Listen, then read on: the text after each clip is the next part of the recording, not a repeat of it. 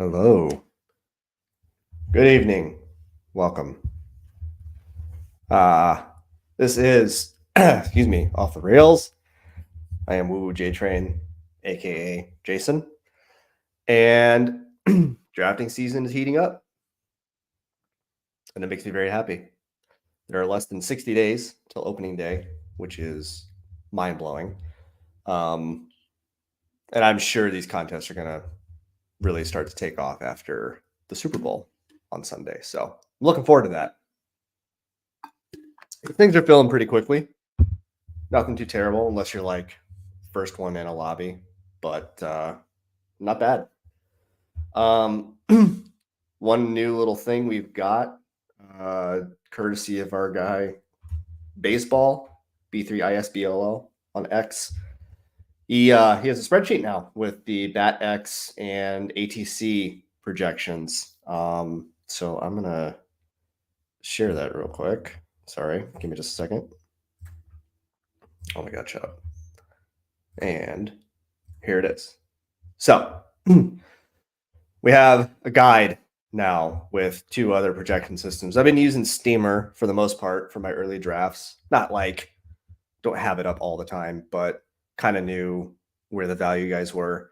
But I love it when these other projection systems come out. We can really get a, I don't know, kind of an aggregated look across multiples to see if there's trends or value or whatever. So I'm going to have this up in the background while I draft. I've only looked at this for just a little bit today. I think he just put it out today. So, but this is, I think, definitely a nice little guide for us to utilize when we're drafting. So, if you're not using projections at this point, I think you're behind. I think this is kind of just table stakes. But obviously, you need to come up with your own leans and players to focus on. I think we all have that. But so yeah, I'll have this up in the background just while we do the draft. Just kind of guiding me and making sure I'm not way off on some guys. So one of the things I find really interesting is the Bat X projections. They've got Judge and Soto neck and neck.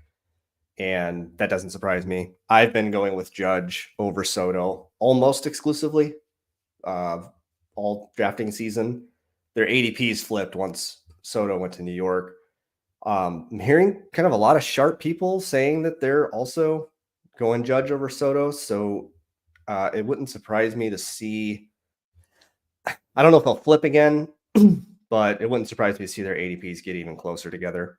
But I'm going Judge the huge majority of the time. It's just his upside is absolutely massive, and that's what I want out of my first round pick if I can get it. So let's go ahead and hop into a draft. If you're here live and want to hop in with me, I will share my screen again, get it on the right one, and we'll try to time it so you guys get in. Hey, Brad, what's up, man? Thanks for stopping in. Appreciate you. I get this up here. All right. The dinger. Remember, there's a little bit of a delay here.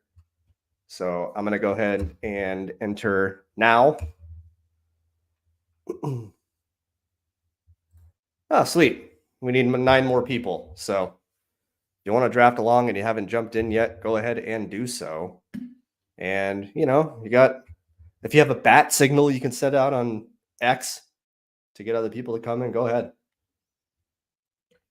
But anyway, I guess while we wait for this thing to fill up, might as well talk about the projections again. Hey, Braden, thanks for hopping in.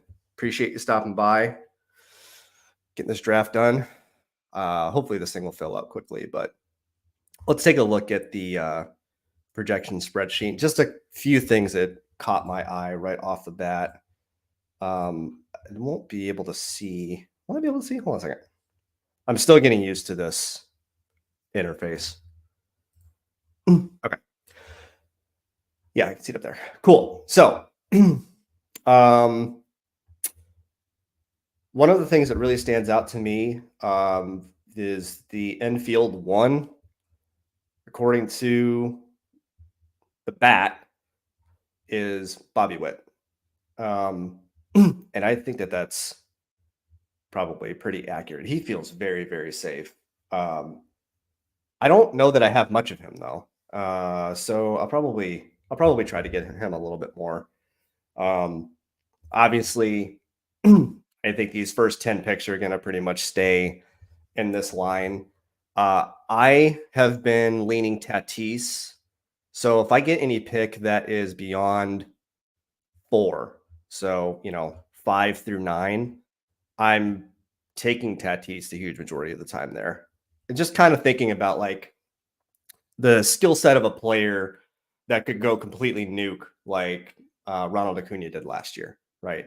Not saying Tatis is Acuna, but when I think about a guy who's going, I think, a little bit later than he should with a power speed combination that Tatis has, I feel like we're undervaluing him a little bit.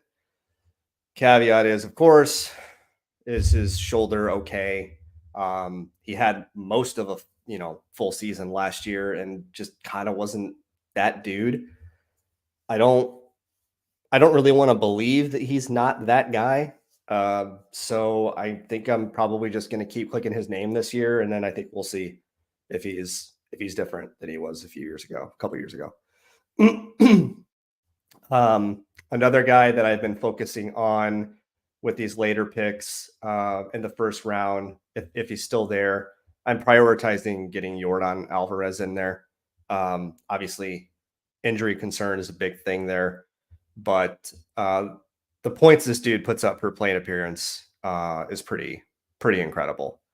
I think last year he had the highest points per plate appearance, not named Ronald Acuna. I'd have to look back at. I think baseball put that together too.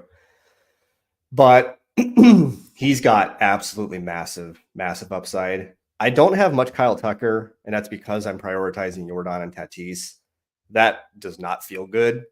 But I've kind of planted my flag in those two guys if I have, the 5th through 10th pick and get lucky with one of them still around. So think Jose Ramirez is undervalued based on where the projection systems have him.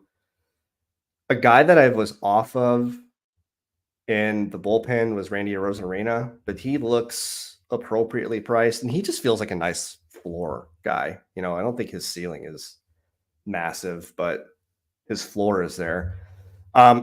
Mike Trout's the guy I just can't stop clicking. I think I have 40% right now exposure to him in the dinger, and I'm through 20 drafts. I don't care about health concerns when it comes to him at this price, because I feel like he could if he can play 140 games, like if he gets 15 more games under his belt, he's a first rounder that we're getting in the tail end of the second round. Yeah, I agree. Let me highlight this message. Sorry. Braden makes a decent point.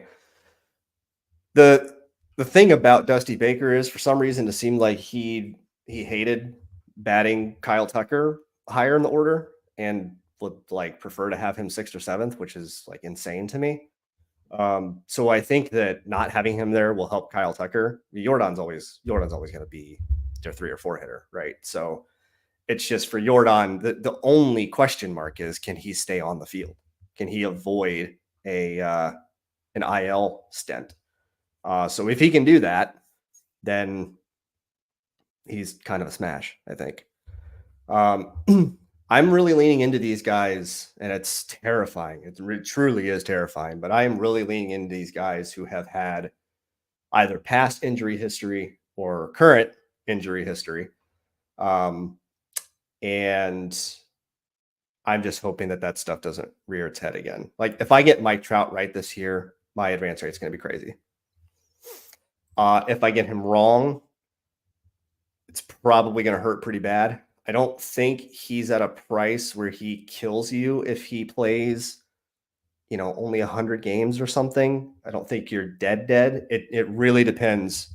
If he gets hurt, depends on when that happens. Because if it's like in, late August or September, we don't care because this contest is over by then. So we really just need him to stay healthy through, what is it, the end of August or middle August, I think, is when the contest ends. I had that memorized and then I just stopped looking at it.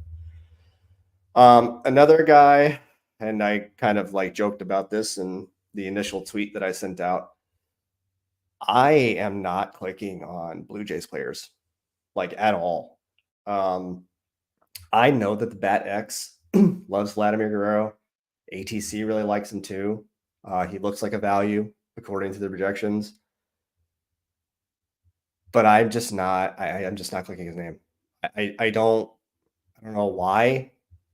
We've kind of got 2 straight years where it's kind of and I don't really want an guy in my top 30. So whenever he's there, I'm defaulting, like if I'm going for an infielder, I'm defaulting to Pete Alonso, Corey Seager, who I know may miss like a week or two to start the season, Rafael Devers, even some Marcus Semien. I'm really starting to question if Vlad Guerrero, if I could talk, is like that dude. His price is fair, and I'm exceedingly concerned about fading him, and I'm not full fading him, but I bet I don't wind up with more than 5% of him in the dinger. And that is genuinely terrifying. But I don't know, man. We haven't seen him pay off a price like this in the last 2 years. And the 1 year he went nuts, like half of that season was in a AAA park. So I don't know. I don't know what to do with him. Scrolling down, the projection systems actually they don't hate Ellie De La Cruz in this format, which I find interesting. I'm probably going to have 0 of him or next to 0. It looks like I have the 8th pick in this draft, so I'll pull that back up here in a minute. And I guess we'll kind of come back to this, but if you're not using this spreadsheet, I strongly encourage you to do so because it's great work. So again, this is baseball, his work on X, B3ISBOL, one of these stacking dingers guys, which is a great show here on the YouTubes. So if you haven't subscribed or checked out Stacking Dingers yet, type that into the YouTube search bar and watch them because those guys are, I think, really solid. So the draft is going to start here in about 10 seconds. So let me switch my screen. Click, click, click, and here we go. All right. All right, Brad. What are you going to do, man? You're in that 2-hole. It's going to be Soto or Judge. Look, if you're ever in a draft where somebody has the first pick and they don't pick Ronald Acuna, I feel like they should just be auto banned from ever drafting again. Brad goes Soto. Okay. I like it. The Judge versus Soto thing. You think I should take Wyatt Langford in this draft? You know what? I've been thinking about him. I'm off these rookies for the most part. Just right now, like I'll probably get more into them as more time. Okay, so we're just giving correct Judge great at 4. I love that. I love that journey for us. Yeah, the guy who won the Dog Bowl. Let's give him Judge at 4.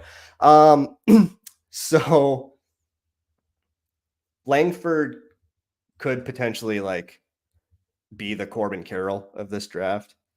But I don't know, man. I need more information. If he's not going to start with the club, I have no interest. So I don't know. The dude is friggin' massive. So all right. We've got, I mean, I'm going to get one of the 2 guys that I absolutely love in this spot. I really like the 8th, 9th pick. It was one of my favorite spots to draft in right now. And I'm going to highlight them just so you can see each other. All right. So we got friends here. Brad, Matt, thank you again for coming out. Braden, thank you for coming out. I'm going to go with Tatis in this spot. Talked about him at the very beginning of the stream. I'm sure Novo is going to take Alvarez. But anyway, Tatis's power speed combination, I think he's got some upside that we maybe are discounting a little bit.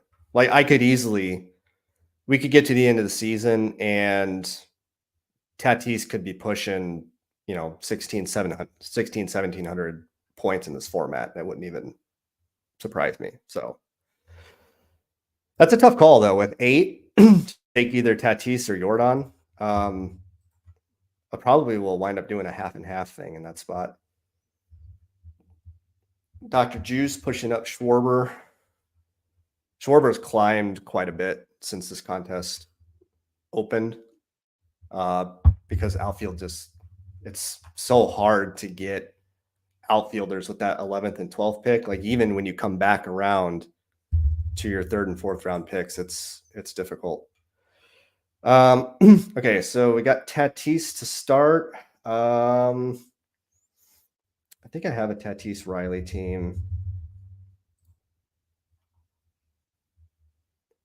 I'm going to go Jose Ramirez. I don't have much of him yet. And he's not really a guy that I want to accidentally fade. So we'll take J-Ram. Start off with an elite outfielder and elite infielder. See what comes back.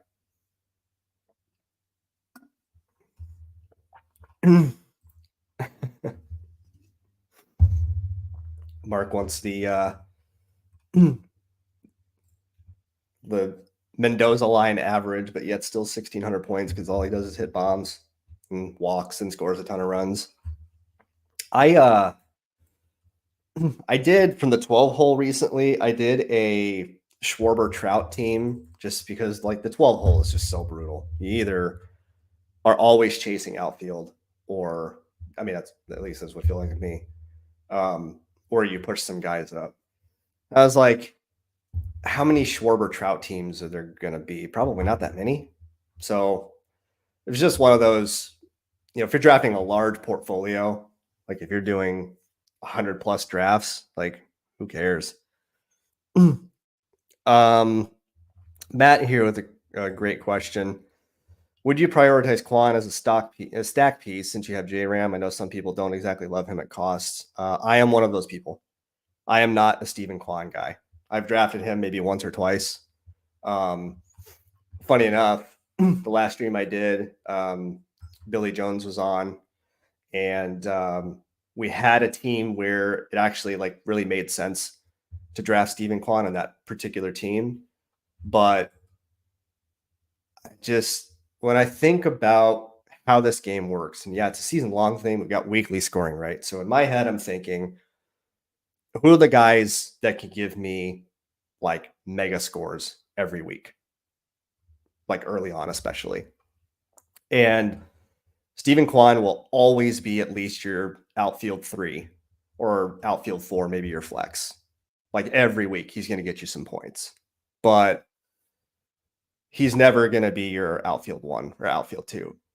I wouldn't say never, but very rarely. And if he is, you're probably in trouble. So I guess to answer your question, Matt, I would be more inclined to pick him, to stack him with J-Ram, but I still don't really love Steven Kwan. There's just no power. There's really no upside there that gets you there in a big week, I don't think. So I faded him last year. He was a very, very high advance rate player. I'm sure he'll contribute and help teams advance again this year. But I just don't like the lack of upside there. We're going to go Yelich here with this pick. Matt says, makes sense. I found that when I have J-Ram, it's a lot easier for me to get Andres Jimenez, Josh Naylor later and get a nice top of the order stack. Here's the thing, I just don't really like the Indians all that much, or the Guardians, excuse me. Wow, you'd think I'd learn. Um, I just that offense just doesn't really do much for me. Like Josh Naylor's price is fine, but I'm just not a Naylor guy. I don't know why. I need to really maybe there's like a deep seated hate for Josh Naylor because he's kind of a clown and he clowned on the White Sox a year or two ago. Um, and that was my team. So I don't know, maybe I just have this like this irrational bias against Josh Naylor. So I think I just need to like look at numbers, look at projections for that offense, and just let that do the work rather than going with this like preconceived notion or bias towards any of them.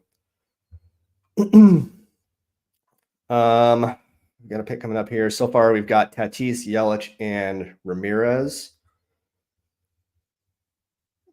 I really don't know what I want to do here.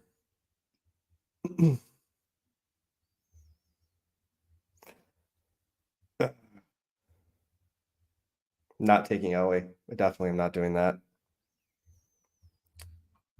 Man. I've been drafting so much Brandon Nemo.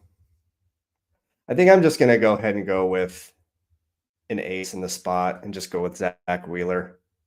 Maybe. Hello. Did it work? I thought it froze up on me. Yeah, it did time out. That's really weird. Okay. Am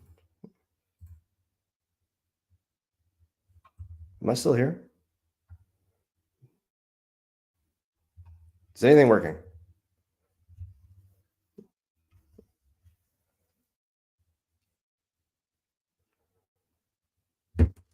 I'd be having issues, guys. Hold on a second.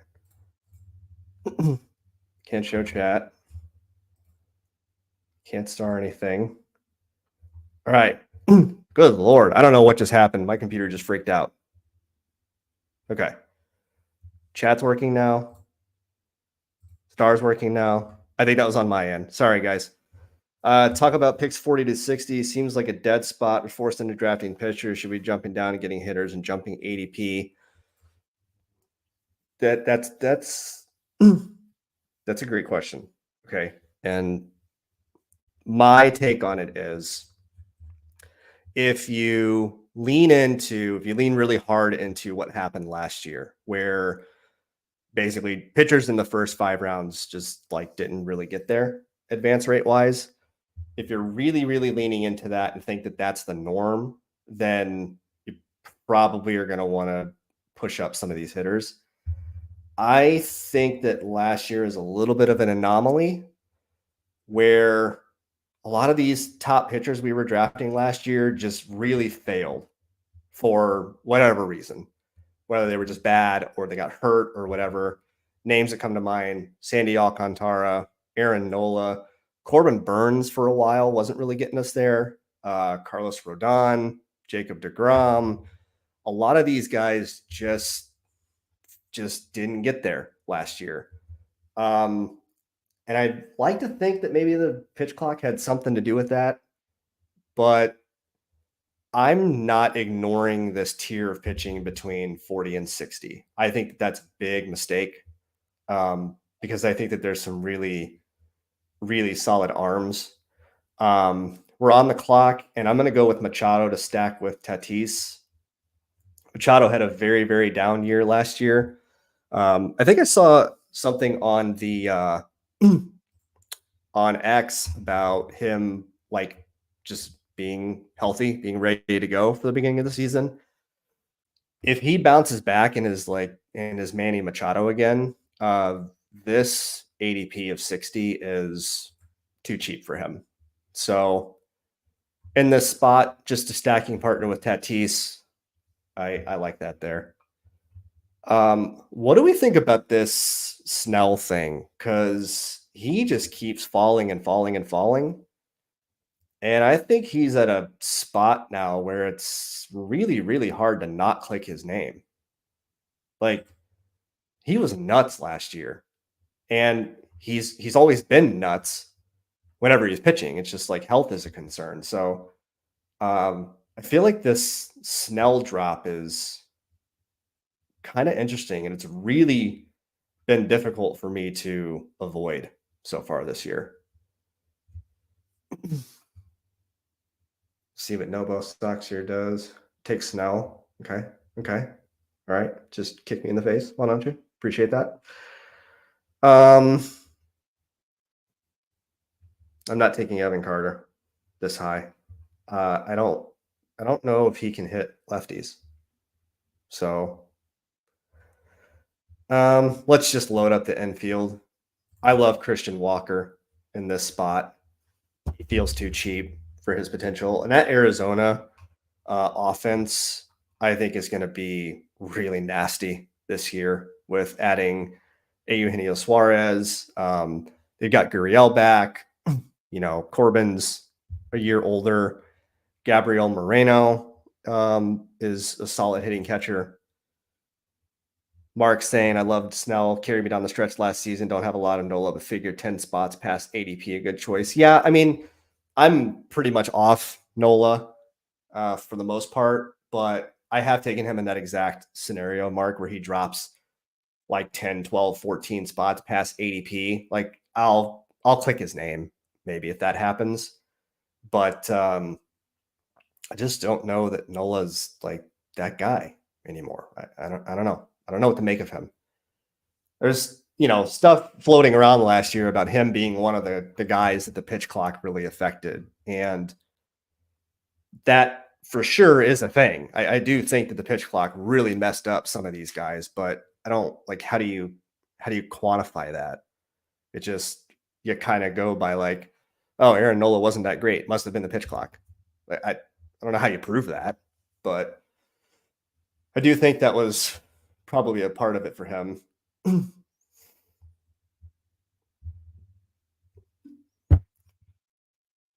What if Steven Kwan comes back to me and I just talked about how I don't like Steven Kwan, but I get him at like a little bit of a discount? I can't do it. I can't do it. I'm sorry. So if you're one of the three guys ahead of me right now, just know I'm not going to take Steven Kwan, okay? You can have him.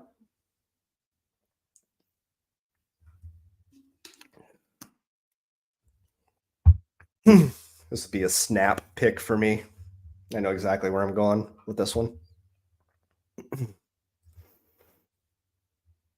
Just going to stay a little quiet. See what happens. Nolan Arenado goes. It's turning into an ASMR stream with gentle whispering. It seems like whenever I like get quiet and focus on the draft, like everybody takes 45 seconds out of their 30 to draft. It's great content when it's dead silent and it's just me. I know, just staring at you. All right, Rob. What are you doing? Steven Kwan's still there. Just letting you know. I think he's a great pick. Okay, yeah. Grayson Rodriguez. I've got 12% exposure to him in the bullpen. That is not high enough. Noah. Wait, I tune in and no Blue Jays on this team yet. Dude, I don't know what to tell. I got sniped. I couldn't draft them. They weren't there. Don't watch it from the beginning. Just take my word for it. Move on. But Grayson Rodriguez, I think, is the steam is coming for him. We're gonna see him rise. I'm not like a draft spot ADP prognosticator, but I bet we see a good 10 to 12 spot bump for him by the time it's all said and done. But he was nuts toward the end of last year. And, I mean, we all know his skill set. He's one of the best prospects in baseball. Hey, Shimmy, thank you for hopping into the draft and hopping into the chat. Welcome to the fun. Well, when we're done here, if you guys are cool with it, like if you don't want me to, just tell me in the chat. But we'll take a look at each individual team and just talk through them. I won't dog you too hard because we know. Well, look, we don't know, right? We don't know anything. We're clicking on names. We're looking at numbers. We're hoping it works out. No idea what's going to happen in the end. It's like Soccer Dave always says. You just don't know. Live a little. All right, we've got a pick coming up here. Let's see. Oh man, I'm worried about falling behind at outfield, but I kind of have a bailout plan for later. So I think I'm going to take another one of my favorite pitchers in Joe Ryan. And let's just have kind of a three-headed monster at the top. I'm going to have to catch up with outfield here. I'm a little worried about that, but Billy, thanks for popping in. Noah, again, thanks for popping in. Let's see. Noah asks, what teams do you find yourself getting more? Mill and Call seem to always make it onto my teams. Milwaukee, Colorado. Those are two teams that are very easy to stack, although I really, really miss free Reese Hoskins. Like getting that dude in the 150s, 160s. I mean, that was just it was just a dream, and now it is nothing but a dream because he's going in like the top 120 now, which is sad. But Milwaukee is very easy to stack, and I think they're a very appealing stack. If you have Yelich, you can go Hoskins, you can go Contreras later, Adames. I really struggle to stack more than four guys from a team. That doesn't usually feel good. I've been stacking the Dodgers quite a bit. Whenever I start with like the fourth or fifth pick and I get either Mookie or Shohei, I'll try to stack them with Max Muncy, James Outman, a little bit of Will Smith, Teoscar, and then Colorado is really easy to stack. They're not like a great offense, but they do hit in Coors. So I have a ton of Chris Bryant this year, but Ryan McMahon is too cheap, and he's just kind of like he's boring as hell, but he's just going to score 1,100 to 1,200 points. Like that's just what's going to happen. So he's a really nice floor piece to have later. But another team I've been stacking like crazy is Arizona. I love that Arizona offense. I don't have much Corbin Carroll, but I have a lot of Christian Walker. I have a ton of Eugenio Suarez. Trying to get more Gurriel. Got a little bit of Jock Peterson. I don't love him because he's, platoony. Ketel Marte just went. He's another guy who's part of those Arizona stacks. So that's another team that I've enjoyed. Did Langford just go? I missed it. I was like, yep. Shimmy took him. Number 97. Tisk tisk. Billy chiming in. Arizona's his favorite stat. Carroll, Walker, Marte. Yep. Hard to disagree with that. The premium 3 are so easy to get. I agree. Let's go back to our board here. And man.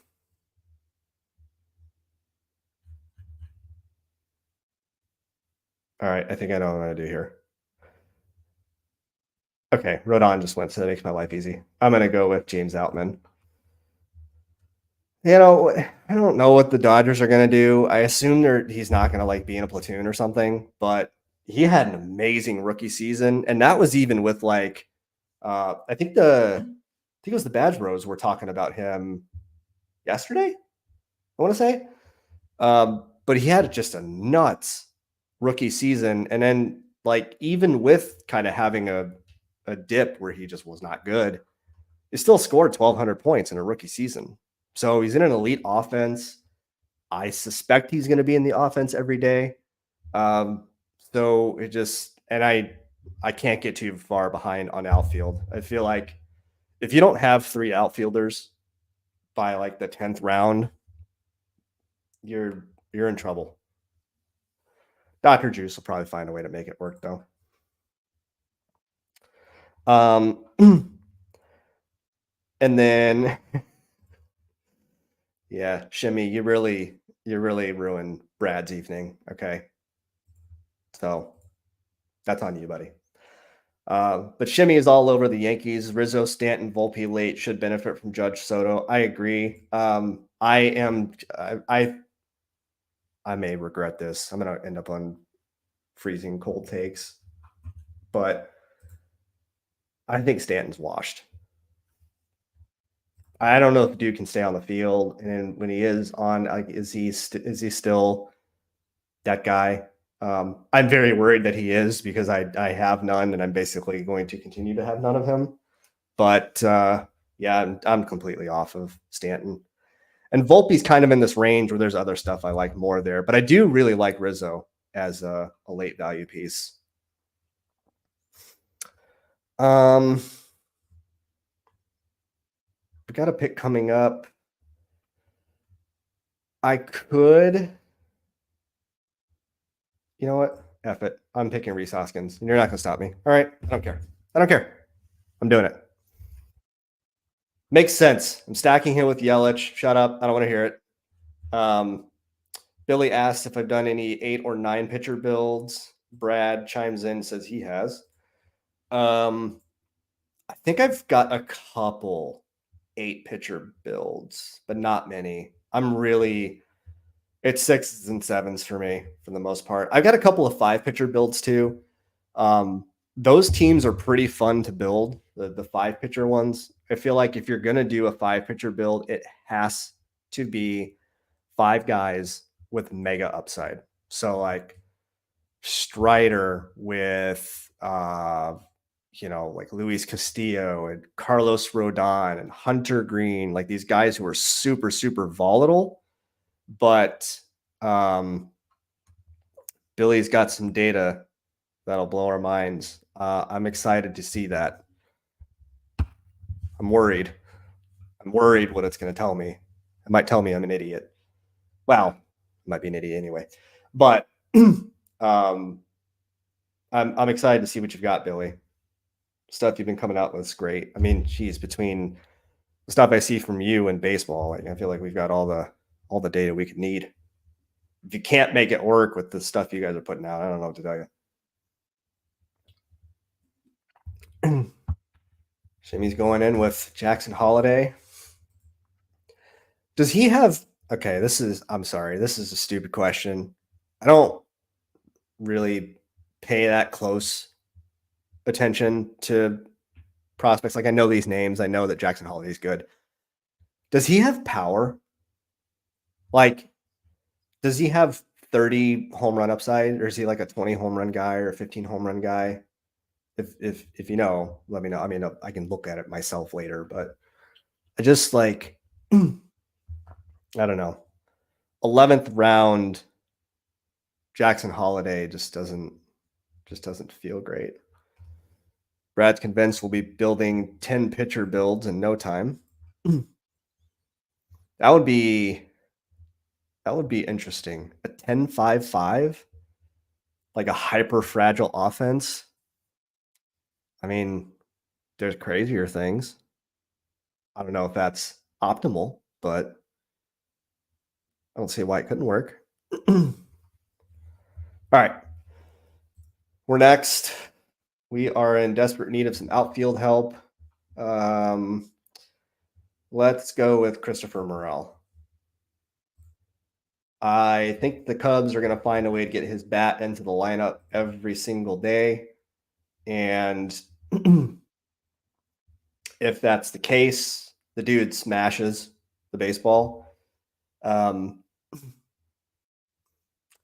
Pretty sure they're going to get one of Bellinger or Chapman. If they sign both, then Morel's playing time is probably shot. But I don't think that they'll sign both. They should, but they won't.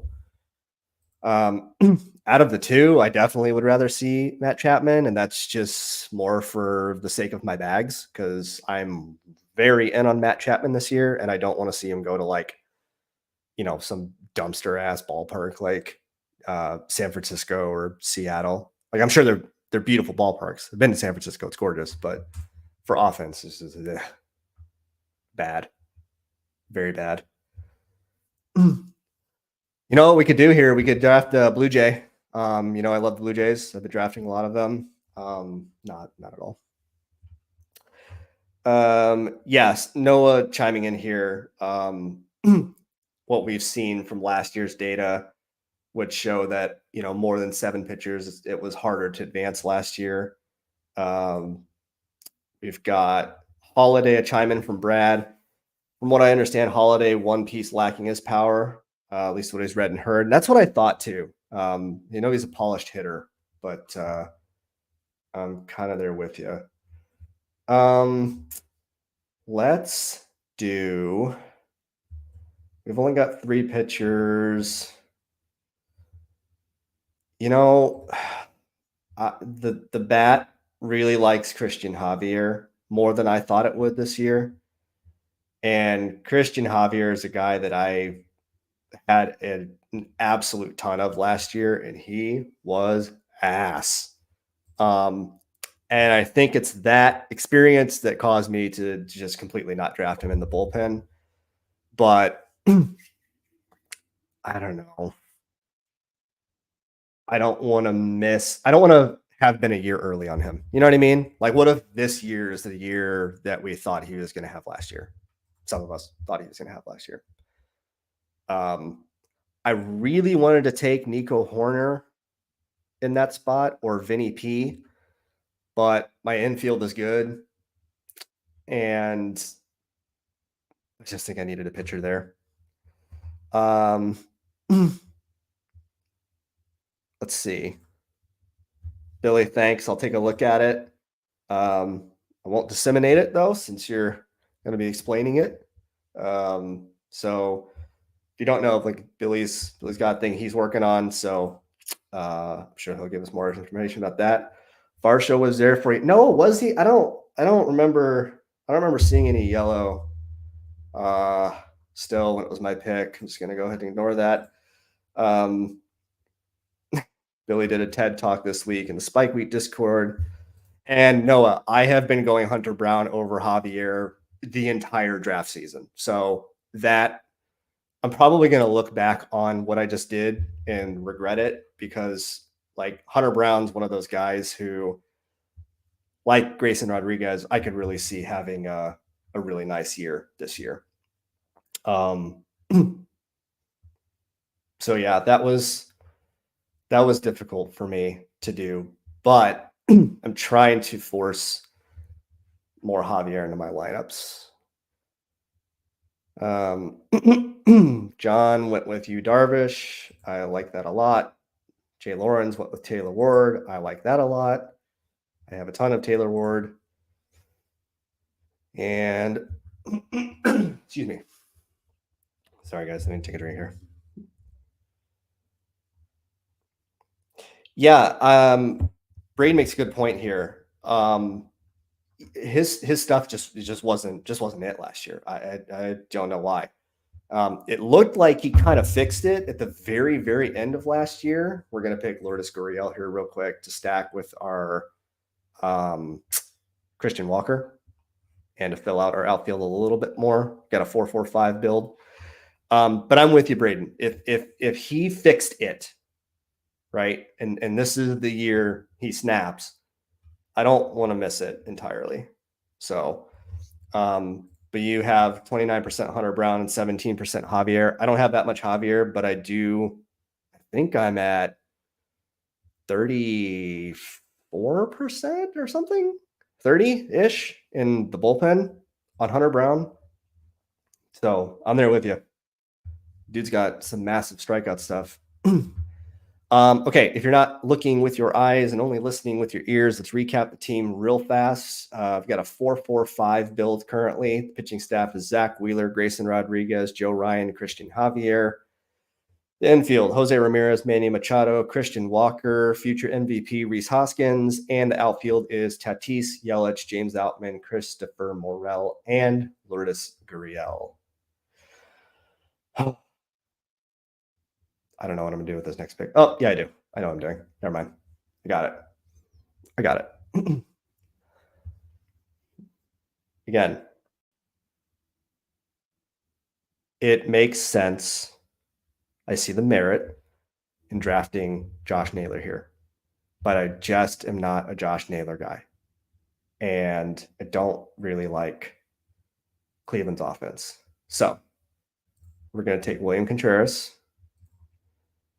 because William Contreras is undervalued and he stacks with Hoskins and Yelich.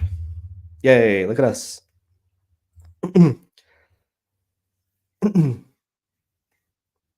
Okay. Braden talking about Javier's fastball here. Yeah, I haven't really I haven't dug into that. I do remember in the playoffs, I think he had like one or two really nice starts. And I was kind of like tilting my face off over that because I was like, where the hell was this guy all best ball season? Um, which I know is stupid, but you know, when you're fully invested in a guy and he just isn't it, it's frustrating. I think that spring training is going to be very revealing with him in particular, because I definitely agree with you. There's something to that fastball and the movement, yada yada. This is actually kind of a weird build for me. I normally don't have 5 infielders this early. This is kind of odd. So this is definitely going to be a 7 pitcher build. I might just be crazy and do 8. I don't know. We'll see what happens. But this definitely needs to be a 7 pitcher build.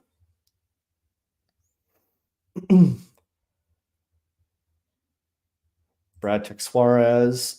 Let's look at your team real quick, Brad.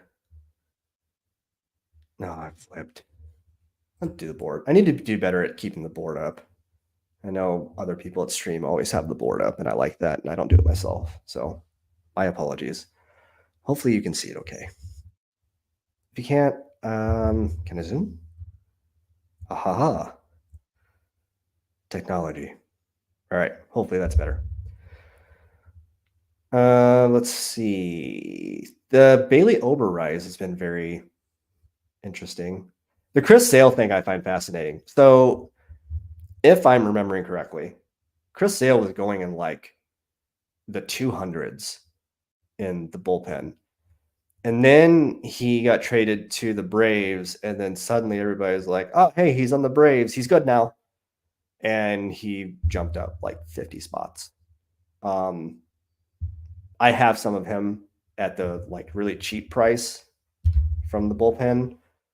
But the Chris Sale rise has been kind of interesting to watch. The Nick Pivetta thing is real. He got drafted at 157. I think that's warranted. Let's see. God, I might have shot myself in the foot with the pitching here. I'm not a Reed Detmers guy, but he does have the K rate. Projections like him a little bit. All right, we're gonna go with Reed Detmers. I don't like it. I don't like it at all. Brad's most owned pitcher is Chris Sale. Okay, interesting. No, I don't hate it. Like his injuries. Correct me if I'm wrong, but his injuries have not really been like arm related. He had one last year, but he like broke his finger or something, and then he had some other kind of nonsense. I don't know. So, like, if he's still a shade of what he used to be, he's kind of a smash. Crom, you blame Tuma for the Pavetta rise, I assume, is what you're referencing there. Yeah, it's in the next thing. Yeah, just read, Jason. Yeah, sorry. Gotcha. Yeah, that's Tuma's fault. It's also going to be Tuma's fault when Grayson Rodriguez goes through the roof. And then Noah here. I talked about him really early in the draft when he was still there. The Blake Snell fall has been very interesting. Where he's at right now, I think he's going off as like the SP 12. All right, where's he at? Um, the Snell. So 1, 2, 3, 4, 5, 6, 7, 10, 11, 12, 16. SP 16. Yeah. And that seems crazy. Next pitcher we're gonna draft is an innings eater, Lance Lynn. He may give up 65 home runs next year, but he has a great start or two every once in a while. I gotta tell you, as a White Sox fan, watching him uh, participate in the home run derby on a regular basis in actual games was not a fun experience for me. But St. Louis is a much better ballpark to pitch in for home runs. So I'm hoping that backs off a little bit for him. And he still has some decent strikeout upside, and he's going to throw 180 innings. So, Nez, oh, welcome to the party. One of the Badge Bros is hopping in here. Thank you for coming in, man. This is awesome. It's been a pretty lively one tonight. Noah's most owned pitcher, Snell. We talked about that. Shimmy is all over Sale. If he stays healthy on that team, he's in for a huge year. Also chasing the shares from last year. I respect that. That might be the Javier thing. No, it's the Cease thing with me this year. Cease kind of ruined my life last year. And this year, I'm like, oh, this is it. This is the year. He didn't care last year because the Sox were ass, but he's going to get traded. Maybe if the Sox don't screw up his value, they might trade him. Maybe we'll see. Yeah, all about chasing. I'm doing it again. Need the woo-woo caboose. Last round targets I like. Throw so many dart throws, but need to find some new ones. The 18th. Listen, hold on a second. Let me back out. The woo-woo caboose for late round picks, I'm probably gonna have to steal that. So I'm gonna trademark that, and you shouldn't. That's brilliant. But the 18th to 20th rounds are it's chaos. It's fun chaos. Yeah, that's a good one, man. I have to. I'm not gonna come up with maybe I'll come up with transitions and stuff. We'll see how professional I want this to be. We're getting there. We'll talk about it when we get there, okay? I promise. Nez likes it. I don't know how you couldn't. That's brilliant. Got a chuckle out of Brad. I thought Off the Rails was kind of a clever name for whatever the hell this is. Woo Woo J Train Off the Rails. I'm not leaning into the train theme very often. It's Woo Woo J Train. I can't take myself that seriously, right? It's a ridiculous, I don't know, alias. So, so Trevor's Story is still here at pick 200. So I don't care about stacking or anything. You just play the best plays sometimes. So that's insane that Story fell that far. So we're gonna go ahead and click his name. 6 picks away. So let me make this one, and then we'll to quote the legends, the Badge Bros, we'll just scroll the F down and we'll take a look at some of these late round picks. Yeah, I've been all over Trevor Story all drafting season. At this price, he doesn't need to be the Trevor Story of old, right? He doesn't need to be that guy. But if he put together a 2020 season, hit 270, I don't know, score 80 runs, a few double, he can absolutely smash. And he's a really easy stacking partner for Boston. If you get Cassis early, if you go Devers and Cassis, which is beautiful, you can get Tyler O'Neill later, pair him with Story, those 4 together. That's one of my favorite stacks that I need to try to make work more often. But yeah, I love Trevor Story. So much data towards him having a good season. Yeah, I hope that's the case. Could Chapman or Bellinger land in Boston? Like, I don't know what the hell Boston's doing. Are they actually trying to contend? I haven't been paying attention at all to the board here. I'm really, really struggling in outfield. I'm just gonna shoot the moon and hope Rocco Baldelli's not an idiot and lets Matt Wallner play every day because that guy can smash the baseball. So, yes, I know I could have gone Sal Frelick there and stacked him with the rest of my Brewers. Sal Frelick doesn't really do much for me. If I'm gonna dice roll one of these Milwaukee, he was. I know Sal Frelick was a good stack for me, but I don't know that I'm really into him this year. That Milwaukee outfield kind of scares me from a playing time perspective because I feel like they have so many guys that, like, if one of these guys doesn't perform, they'll just start rotating people in and out. So they've got Yelich, Frelick, and I know Yelich will DH quite a bit, but Yelich, Frelick, Churio, assuming he starts with the team, Garrett Mitchell, is it Joey Weimer? Weimer's either their second baseman or he's an outfielder. There's another guy that I can't think of that's a utility like outfielder guy. So they've got 5 guys for 3 outfield spots. And I feel like we're kind of sleeping on the Garrett Mitchell thing. So if I'm taking one of these Milwaukee outfielders late, more often than not, it's just kind of shooting the moon on Garrett Mitchell. Fangraphs has Sal batting third. We'll see. I don't know. I don't know if the Brewers will bat him third or not, especially with the addition of Hoskins. I mean, Hoskins will probably be like the 4-hitter, but I don't know. We'll see what happens here. All right, fine, Noah. You forced me into it. I'll take Sal frickin' Frelick, all right? This is actually like a mega value. So his current ADP is 198. We're getting him at 224. Let's just do it. Let's round out the outfield. Let's stack him with Yelich, Contreras, and Hoskins. And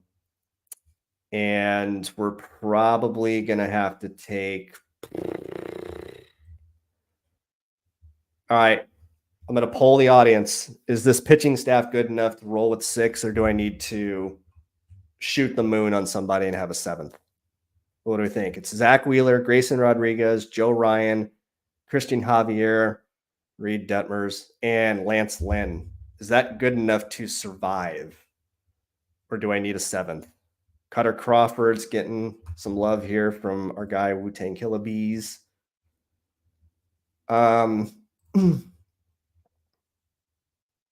Yeah. Noah's wanting some money here if Sal Frelick helps me take this down. I don't know about that, but I'll at least give you like a high five. You know,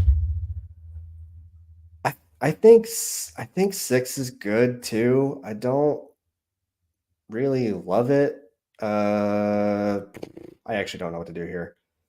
I've been taking some Edward Cabrera. I think his stuff is great. I know I might, in honor of our guy Nez popping in, I might have to get some JP Sears here. There's Cutter, James Paxton. I could draft a reliever. I could waste a spot. Yeah, Shimmy, I kind of lean with you, man. I'm just gonna roll with this pitching staff and hope I get it right. So, last infield spot is going to be Matt Chapman. I don't care where he ends up. He should not be going in the 20th round. Flat out. So, the bat has him projected as, hold on a second.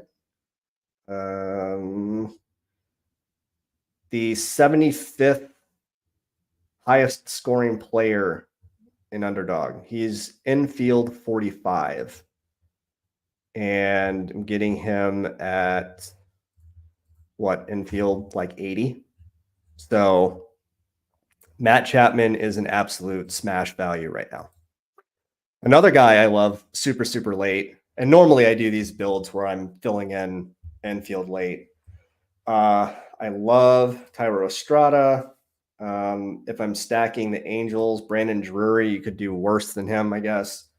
Francisco Alvarez, I feel like we're sleeping on him. He hits the ball very, very hard. And then I do have one share of Ryan Noda, which I don't like the A's at all, but Ryan Noda, like, I feel like you could pick worse players. No one should ever draft Yohan Moncada, so don't do that. Alex Kirilloff, I'm going to be so angry if this is the Alex Kirilloff season because I had so much of him last year. And I think I have some Brendan Rodgers too in the bullpen, not the dinger so far. But these are some of my late infield targets. I know you talked about that earlier. I don't really have like late outfield targets. It's, like Parker Meadows and I don't know, Garrett Mitchell and stuff like that. Okay, so we got that draft out of the way. Turn me up. Thank you for the kudos. I appreciate that. Also, thank you for coming out. Appreciate it. Mark is not a fan of the 12th spot. I don't think anybody is. Literally, like for me, if I get the 12th spot, a lot of times I'm just like, let's just do something fun, something different, because it's so hard from that spot to build a team you feel good about. So let's recap the team real quick. Wound up being a 6-7-7 build from the 8th position. The pitching staff is Zach Wheeler, Grayson Rodriguez, Joe Ryan, Christian Javier, Reed Detmers, and Lance Lynn. Infield, Jose Ramirez, Manny Machado, Christian Walker, Reese Hoskins, William Contreras, Trevor Story, and Matt Chapman. Outfield is Fernando Tatis, Christian Yelich, James Outman, Christopher Morel, Lourdes Gurriel, Matt Wallner, and a hugely discounted Sal Frelick. Noah pressured me into it, so if he's bad, I blame him. I like this team quite a bit. It feels very, with the pitching and the outfield, it feels very top heavy, meaning I need the first 4 pitchers to really do some things. Reed Detmers will have one start where he strikes out like 16 people, and then he'll be asked for 4 straight starts. So I just need the timing to work out there. And I need Lance Lynn to not be throwing home run derbies again. This infield is legitimately disgusting.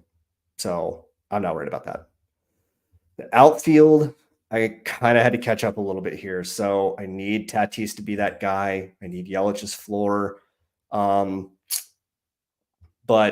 the Wallner and Frelick picks are just speculative. So Noah's got 30% Sal. So if he's bad, he'll be feeling it. So we've got a couple of people in the chat. We can look at your teams. If you don't want me to look at your team, just, let me know. I'm going to look at Shimmy's first because he drew the 1 slot. And we should all laugh at him if he messed up this team, which, quick look, I don't think he messed up this team. He went with a 6-7-7 build with Framber, Skubal, Shota Imanaga, Tristan McKenzie, Nick Lodolo, and Nestor Cortez. The infield is Alonso, Altuve, Holiday, Muncy, Pasquantino, Naylor, Vaughn. And then the outfield is Acuna, Robert Mullins, Jimenez, Langford, Renfroe, and Abreu. I know that Langford thing really, really hurt Brad's feelings, so you should be ashamed. But this is an interesting build. I don't know what to do with Cedric Mullins this year, guys. Absolutely no clue. I have none of him. And I think I might regret that. But I just tend to kind of have a logjam there, and like they move him around in the order, and then he was like hurt last year, so is he going to be healthy? I don't know how to feel about Mullins, but I think similar to my team, the top 4 pitchers are really going to have to carry the freight here to help you out. But it's an interesting squad. Brad did a 7-7-6, so he got Yamamoto at 50. That's a nice little discount. So Yamamoto, Eflin, Bieber. I have 0 Bieber. Bassett, Barrios, Sale, and John Means. Ah, okay. All right. I like that. I like that. Then we've got Devers, O'Neill Cruz, 10 picks ahead of ADP, which is totally fine. Suarez, Nolan Gorman is one of my favorite sleepers. Carlos Correa, you got a massive discount and then stacked him with Edward Julien. Dude, you smashed the last 5 infield spots. That's beautiful. And then the outfield is Soto, Rosarena, Santander, Walker, Nootbaar, and Rooker. This is a very good team. I like this team a lot. You need Yamamoto to be like that dude. But this is a pretty nasty team, Brad. Let's see. I know we had turn me up in chat. I'm gonna show your team. Turn me up. Hopefully you don't get mad at me for doing it. You were in the 10 hole, 677 build. Strider, Gilbert Perez, Gavin Williams, Kyle Harrison, John Gray. I like what he did here. I like this a lot.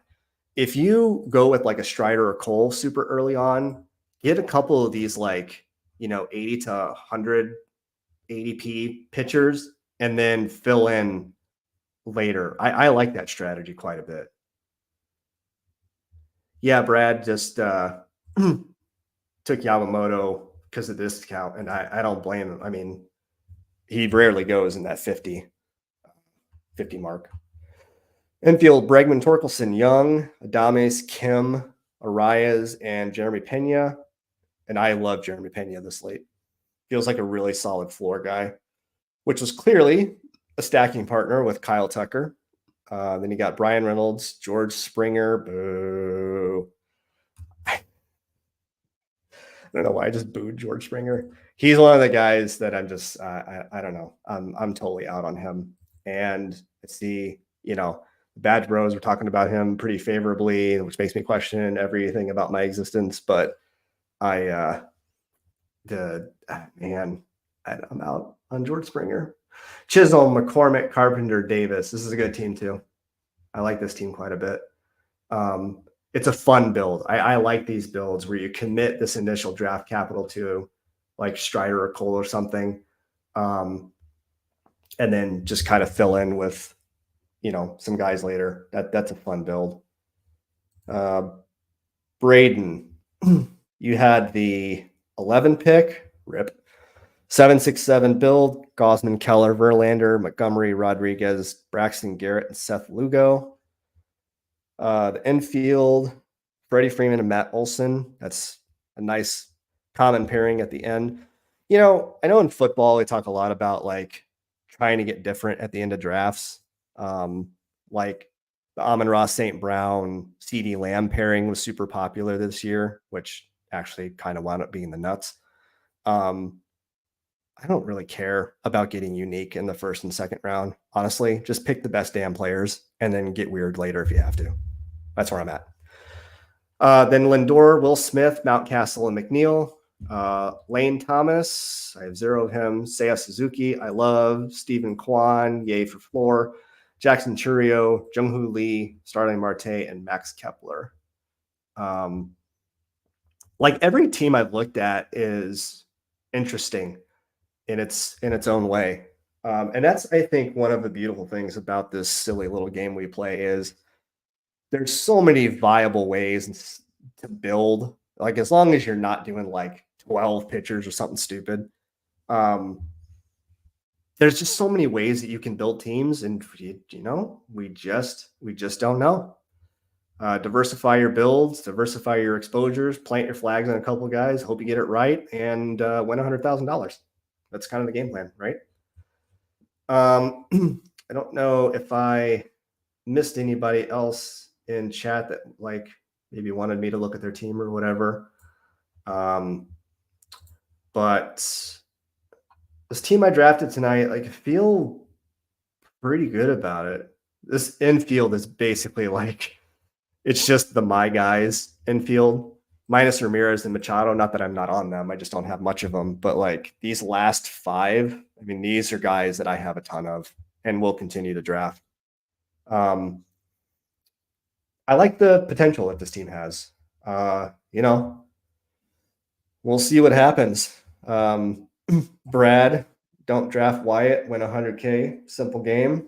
I feel like Brad's a little salty that he didn't get to draft Wyatt Langford in this draft.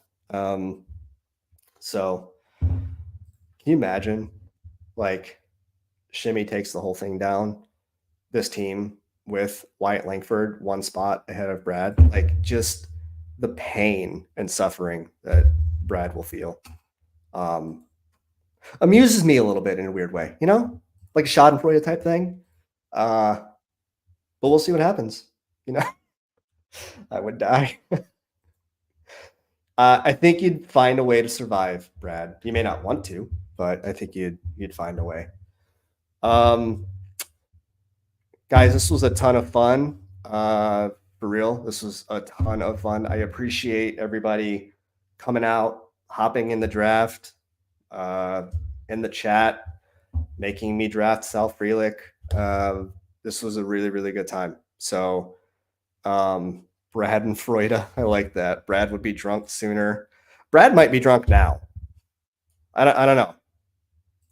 Verdict might be out on that. Wu-Tang Killer Bees, Brad and Freuda. That's brilliant. So we've got some brilliance going on in the chat. Okay, we've got the Woo Woo J Train. What was it? The caboose that was it Noah came up with? I gotta look up in the chat. There it is. Yeah, I need the Woo Woo Caboose. So we've got the Woo Woo Caboose contribution from Noah, and then we've got Brad and Freuda from Wu-Tang Killer Bees.